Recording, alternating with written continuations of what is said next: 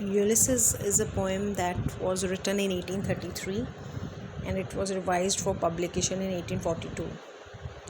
So we see ये जो poem है, इस poem में जो poet हैं Tennyson, वो रीवर्क कर रहे हैं उस figure of Ulysses को.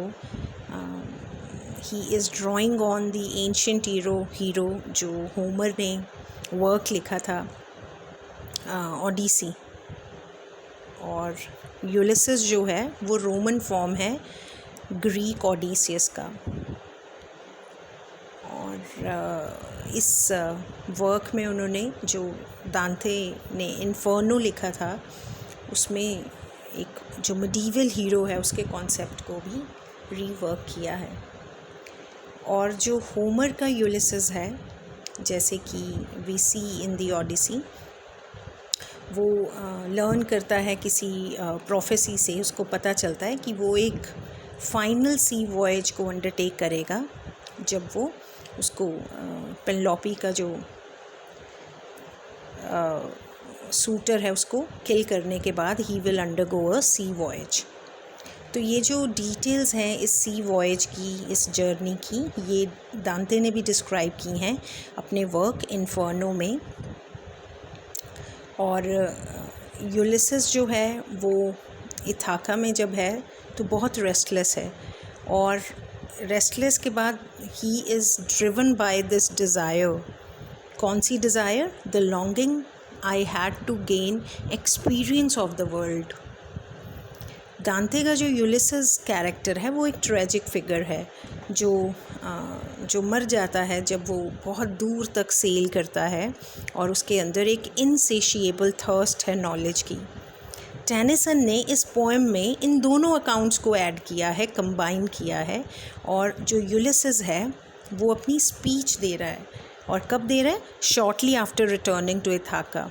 और अब जो उसकी एडमिनिस्ट्रेटिव रिस्पॉन्सिबिलिटीज़ हैं उनको रिज्यूम किया है, और अब वो एक फाइनल वॉयज पे he is going to embark.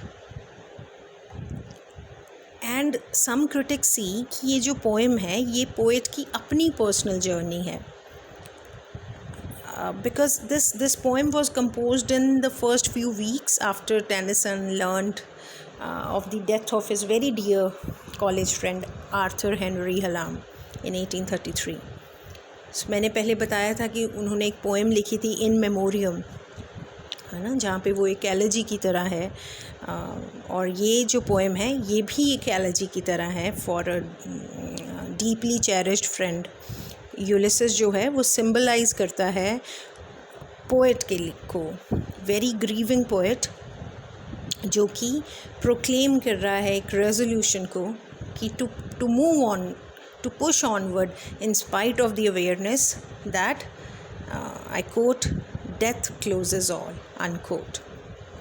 So this the poet also stated that this poem expresses his own need of going forward and braving the struggle of life after the loss of his beloved friend Hallam. And the poem's final line, to strive, to seek, to find and not to yield, ये एक मोटो की तरह है पूरे Victorian contemporaries के लिए by the poet Tennyson. Because the poem's hero Ulysses, he desires to flee this boringness, this tedious daily life. जैसे वो लाइन 2 में कहते हैं ना, I quote, among these barren crags. यहाँ से ये जो बोरिंगनेस है इससे he yearns to enter a mythical dimension. I quote, beyond the sunset and the baths of all the western stars. सो वो जो है यूलिसेस जो है वो एक मॉडल की तरह वर्क कर रहे हैं इस पोएम की जो स्पीच है. कौन सा model? Model of individual self assertion. और जो एक रिबेलियन है ना, romantic rebellion against bourgeois conformity. I hope you understand conformity. Victorian age में ये भरा हुआ था कि जो रूल्स हैं, कन्वेंशंस हैं, आपने उसको कन्फॉर्म करना है.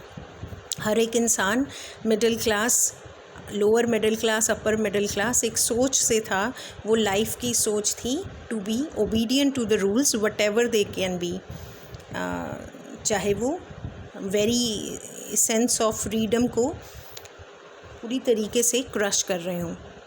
तो ये जो टेनिसन की इमीडिएट ऑडियंस है ना, उनके लिए ये जो यूलिसिस फिगर है, it is not only a mythological character, but it is a very important contemporary cultural icon. और इस पोएम में यूलिसिस जो पोएम है, जैसे बाकी हम टेनिसन की पोएम्स देखते हैं, जो बड़ा कैरेक्टरिस्टिक फीचर है टेनिसन की पोएम्स का कि it deals with the desire to reach beyond the limits of one's field of vision, of one's mundane details of everyday life. अब यूलिसिस में अगर हम देखें, इनकी जो दूसरी पोएम है the lotus eaters, lotus eaters में मैरिनर्स कहते हैं we will no longer roam, और उनका मकसद क्या है, ओनली टू रिलैक्स। कहाँ रिलैक्स कर रहे हैं, अमंग दोज लोटस फील्ड्स। अब इस पोएम में बिल्कुल कंट्रास्टिंग आइडिया है। Ulysses is, I quote, cannot rest from travel and longs and desires to roam the globe. और इसमें वो लेडी ऑफ शेलॉट की तरह जो डिज़ायर करती है फॉर द वर्ल्डली एक्सपीरियंसेस जो उसको डिनाई कर दिए गए हैं, ये वो विक्टोरियन थॉट है जो कन्फॉर्मिटी मांगती है। अब Ulysses he hungers to explore the untravelled world. So we see, जैसे एक ड्रामेटिक मोनोलॉग में होता है, यहाँ भी जो कैरेक्टर है वो इमर्ज कर रहा है ना, अनइंटेंशनली इमर्ज हो रहा है, अपने ही वर्ड्स से उसका कैरेक्टर जो है डिपिक्ट हो रहा है। सो यूलिसिस की जो